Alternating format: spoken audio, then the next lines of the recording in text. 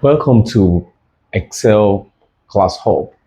My name is Mr. Adikoya. I'm your JAMB Use of English tutor. We will be looking at Concord for today's class. Concord simply means agreement in English, just agreement. However, in grammar, it means more than that. In grammar, Concord means the agreement between the different elements of a clause.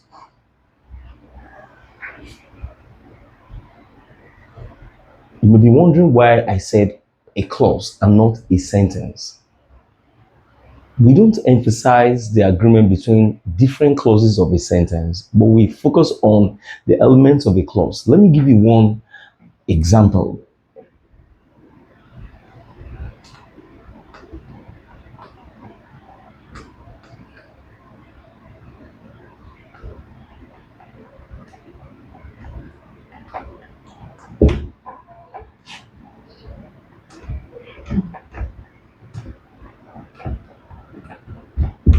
Now, the students run upstairs an hour ago.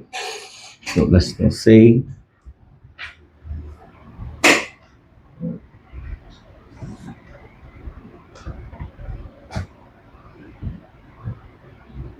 the students run upstairs every day. This is a sentence, but the emphasis on the agreement is not on the sentence. Why? What Concord applies to is not this adjunct, but this subject and the verb. So we can remove these ones. They are not part of what Concord is dealing with. So Concord simply deals with the subject and the verb. So you see, it's about the clause, it's not about the whole of the sentence. So the rest of the sentence is not what we are looking at in Concord. It's just the subject and the verb. Now, what is the emphasis that Concord looks at? It's not just about the subject and the verb, it's about both of them matching in number. The students, how many persons make up the students? Is it one student or more than one? Definitely more than one, because the word ends in S, the students. And the verb is run. How do we know a singular subject and a plural subject? It becomes tricky here. So as a result, I want us to look at how to remove the tricks from it. All subjects are usually nouns. They are usually nouns. They are usually nouns. So this is a subject now. Let's say desire.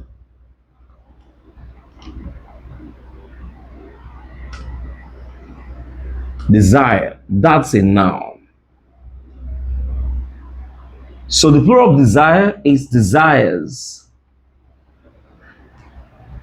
A plural noun always ends in S. So desire is singular and desires is plural. Now, but when it comes to a verb, we have the opposite.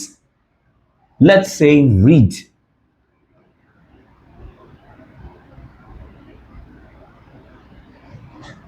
A singular verb must always end in S. So reads is singular because it takes S, and read is plural because it takes no S.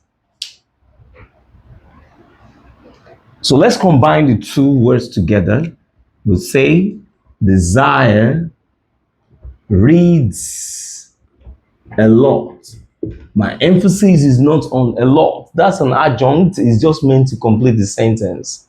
So we are not looking at the sentence. We are looking at the clause. So desire here is a subject. And reads here is what? The verb. Desire. How many persons make up desire? Just one. Let's say desire is someone's name. One person is named desire. So it's singular. It's a singular subject. Desire is a singular subject because it's one person. So if desire is one person, singular subject, then the verb too must be singular. What form of read have I used there? Is it a singular one or the plural one? Okay, you've got it. It's the singular one because it ends in S. Reads, not read. So desire is singular and reads is also singular. The match. There's concord there.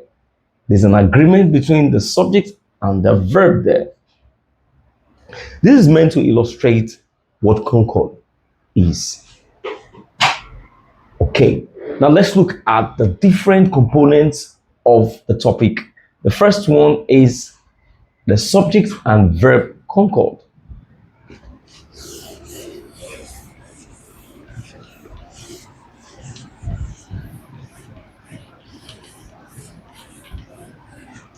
The subject and verb concord. Let's start with that.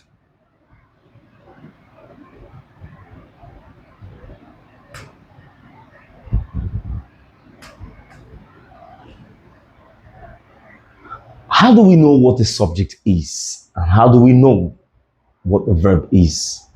Well, this is it. Subject means the doer of an action. Please, this doer does not have to be a human. It can be a thing.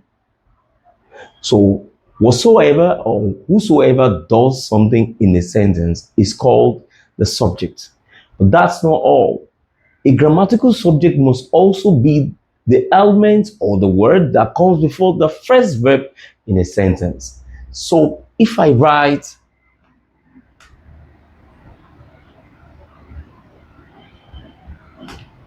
more children live in Nigeria than in Japan. Let's say more children live in Nigeria than in Japan. What do you notice about this? Where is the subject here and where is the verb here? You know, verbs are action words. When you tell someone to do something, what words are you using to talk to them? Verbs. So what do the children do in this sentence? They live. So the word describing what they do is live. This is a verb here. And the first set of words I have before the verb is called what? The subject. This is a subject. Please, positioning matters. You cannot move a group of words to a point after the verb and you say those words are the subject. No, in grammar, the subject has to come before the verb. It is compulsory. It must come before the verb. So this is the subject and this is the verb. How many children, how many persons do I have making up the subject? More than one child. More than one child. So I have plural here. So live too must be plural. So live. Does it end in S? Hold on, pay attention. Does it end in any S? No. So it's plural. The children, they are plural. And live too is plural. So the rule of concord has been observed there. Now, subject verb concord. As I said, that's the first segment that we are looking at here. The subject, if it's plural, and the verb must be plural, just like what we have here. This one is a plural subject, and this is also a plural verb. This is example 1. Now, let's use another example to illustrate this very rule.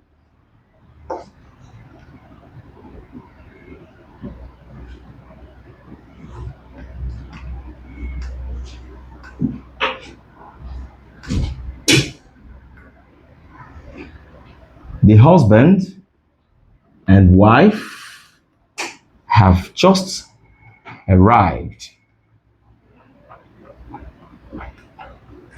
Why did I use have and not has?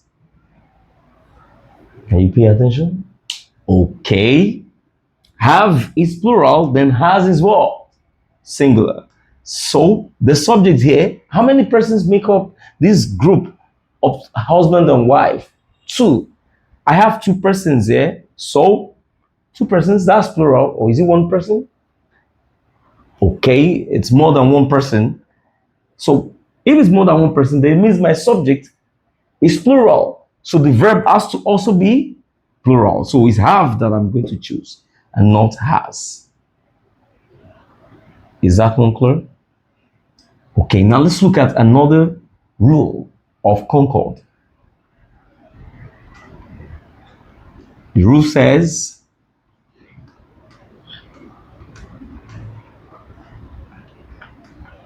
a number of Concord. A number of Concord. That's another one. Just let's look at a number of. A number of means many. Just get that one clear first. Very, very important. A number of, what does it mean? Many. So if many indicates plural, so a number of two must be used with the plural verb. So a number of must be used with the plural verb, because a number of means many. All right, so let's work with one example.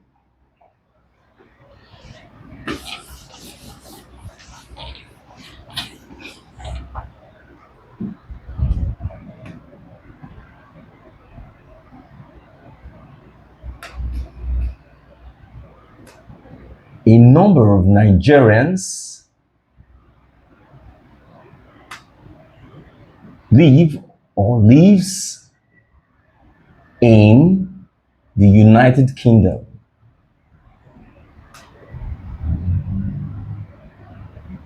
Tell me the answer. Is it live or lives? Okay, it's definitely live, not lives, because a number of here means many. So I'm crossing out a number of and replacing it with many. So I have many Nigerians live in the United Kingdom.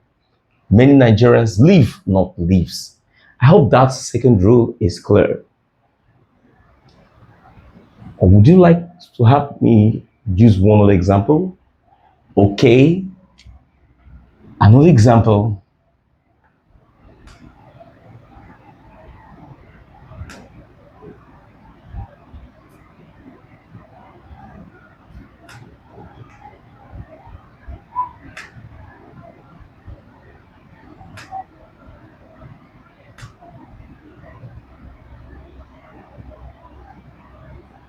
All right. A number of persons read by candlelight. Why did I use read here? Why not reads? You can tell. Okay, so the main reason is a number of means many here. So it means many persons read by candlelight. All right, let's work with another rule that's called summation plurals. Summation plurals.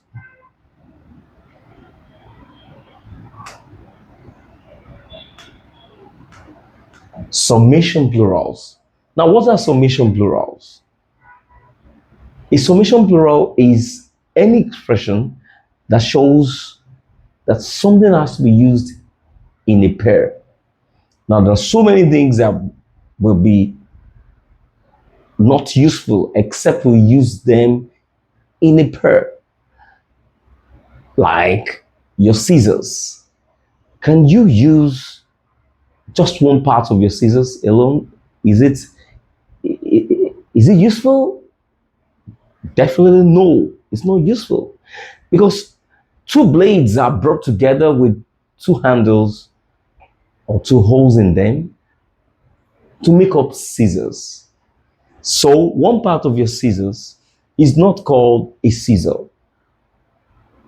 Yes, one part of your scissors, because it cuts whatsoever has an edge for cutting, is called a blade. Do you know that even your cutlass has a blade? The handle and the blade. So the part, any surface that can cut or that looks like, that's so flat that it looks like something that can cut, is called a blade. So the scissors, we use them to cut. Your scissors, what do we call them? They are summation plurals. So I'll use two examples: scissors, yes, and trousers. They are summation plurals. Now, what does the rule say about summation plurals? All summation plurals must be used with plural verbs. So summation plurals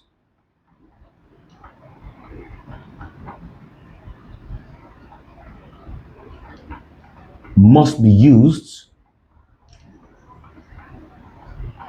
with plural verbs.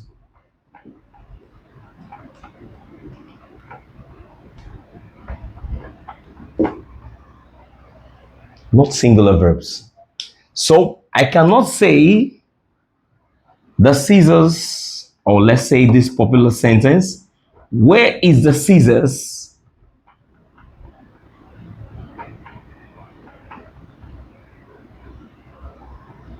I dropped on this desk a while ago. This is not correct. You can't say where is. This, we are looking at a summation plural. So you have to use it as a plural subject. So we're using are. Where are the scissors I dropped on this desk a while ago? It's a summation plural. That's one. Let's work with another example.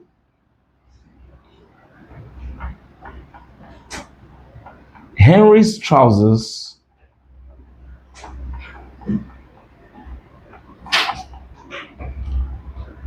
are torn. Yes, it's are, it's not is. Because we are working with a summation plural. That's one. Another rule about summation plural. So this is the first rule. This is the second rule about summation plural.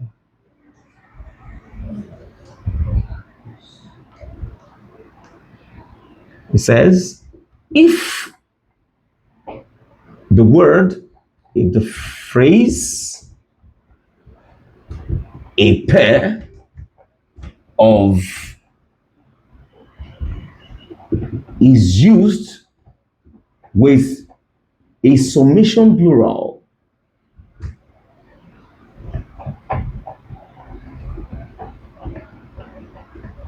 use the singular verb. Use the singular verb. Let's say a pair, this is an example now, this is an example. A pair of Henry's jeans, trousers,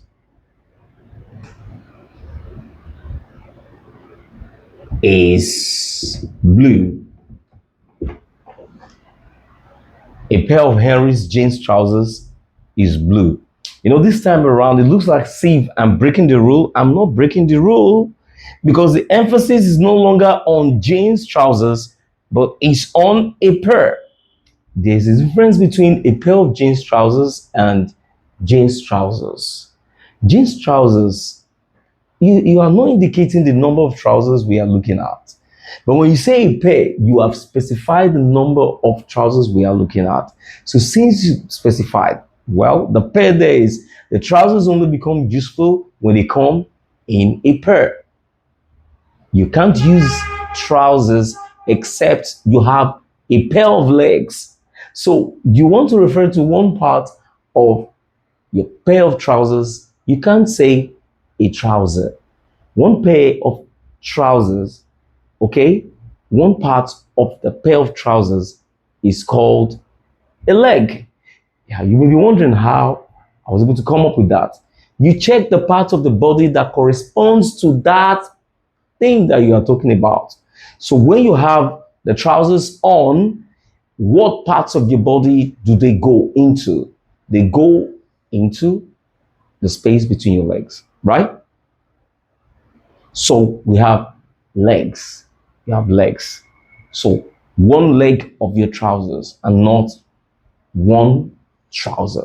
One leg of your trousers and not one trouser. Okay, that's one. Let's look at another rule of Concord, subject verb Concord.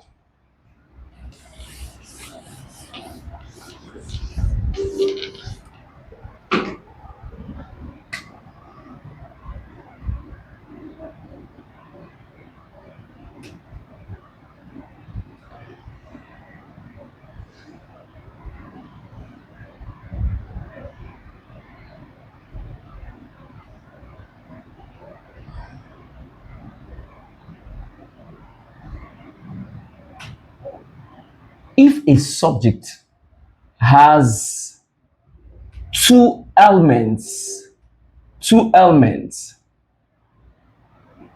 joined by a preposition,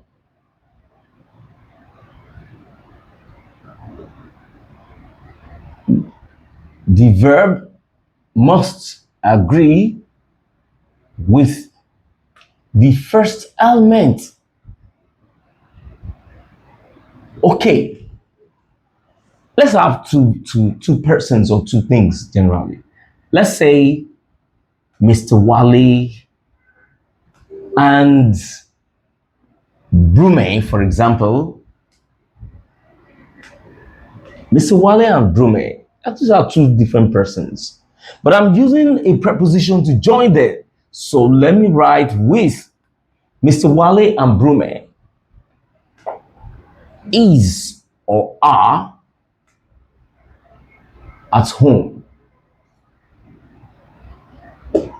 Mr. Wale with Brume is or are at home. Please focus. What's the first element? Before we have this verb, what do we have? We have some nouns, two nouns. First is Wale or Mr. Wale, and the other one is Brume. Now, how do we, what determines what to pick here? Is it are? What is it? Please check what joins them. What joins them with? The preposition is what joins the two of them. So if a preposition is joining two parts of the subject, the rule says that the verb must agree with the first element. So between Wale and Brume, which of them is the first here? Is Wale. So my verb is. The correct one is is. Please don't pick don't pick the plural one because the preposition is there. Now you may be wondering, how do we know a preposition?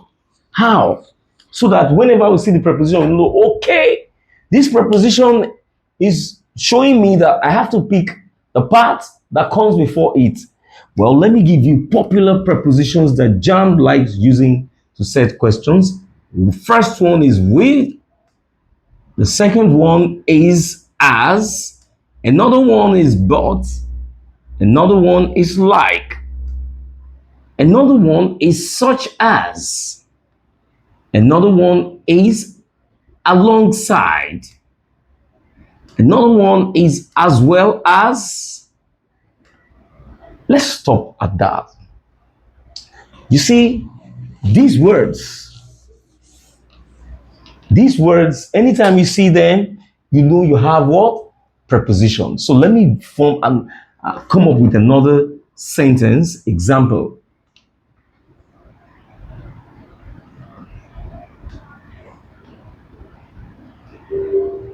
the proprietor as well as his wife and children,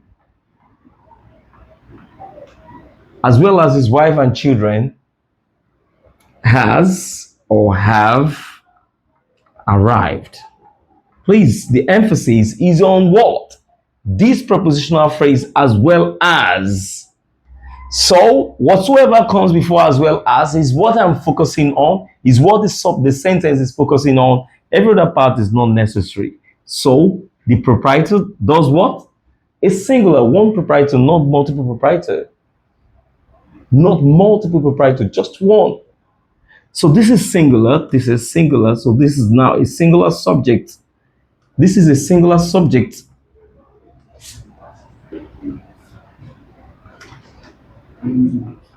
This is a singular subject. So my verb will be singular. So the correct one, what is it? That is has. This is singular, a singular verb too. I hope this one is clear. So I have two examples to illustrate this rule. The rule that says that when you have more than one subject, that your verb must agree with the first one and not with the second one. We have so many examples in this one illustrating it. Let's look at another example before we move to another rule.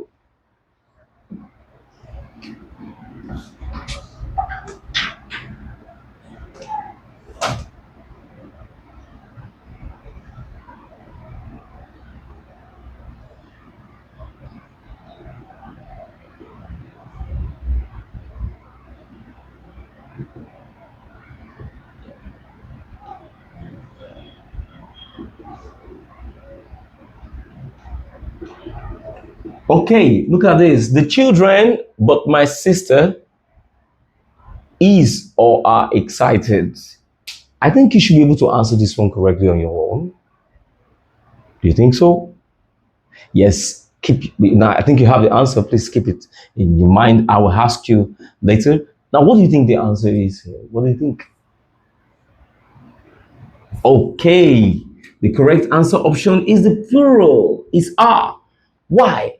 Because we have this preposition but here.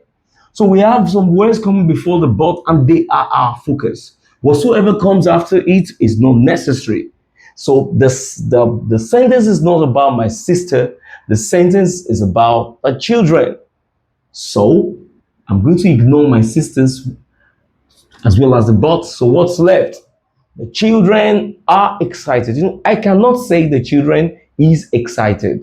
The emphasis is on the children, is not on my sisters.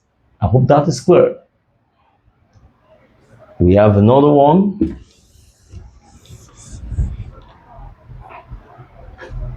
Okay, another rule says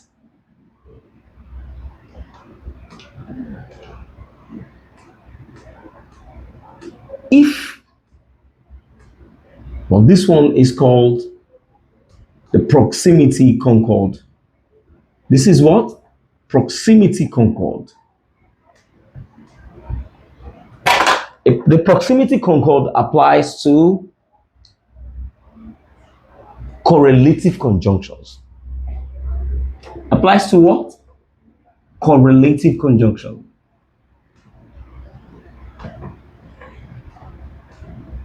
Now, you may be wondering what correlative conjunctions are, but I know you should be able to remember what they are from your elementary English classes.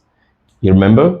We say something correlates, that means it matches another, it goes with another. So correlative conjunctions are conjunctions that go with each other. You cannot use one preposition conjunction without the other. So we have about 3 types of correlative conjunctions. First one is neither. Another one is either. And the last one is both.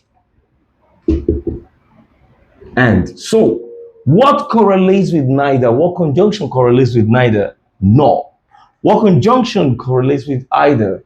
Or. What conjunction correlates with both? And. Now, when you are dealing with these conjunctions, we have a different rule for them.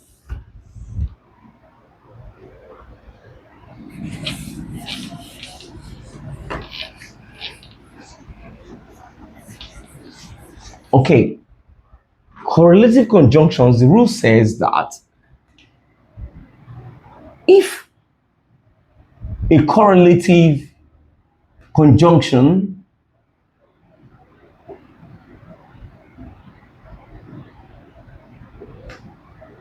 joins two elements in a subject, the verb must agree with the element close to it. With the element close to it. That's it. So we have two elements, first one and the second one. The one close to it is what it has to agree with. Let's look at these examples. Neither Bolu. No, let's change this. Neither you nor I